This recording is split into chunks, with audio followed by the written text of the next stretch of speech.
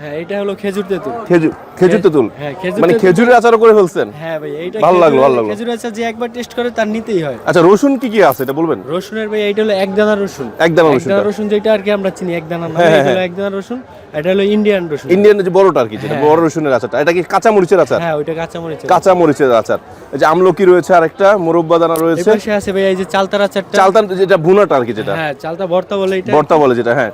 আর এই পাশে এই যে আমসত্ত্ব আচার আছে। আমসত্ত্ব আচার আছে। এটা আমের মোরব্বা। আমের মোরব্বা। আর এটা যে এই যে কিউজি আম কিউজি যেটা বলছিলাম, হ্যাঁ কিউজি। আর এটা হলো চালতার বড়টা নাকি? চালতা হলো ওই যে স্লাইসটা। স্লাইসটা, আচ্ছা আর এই আচ্ছা। আমপলি আছে। আমপলি।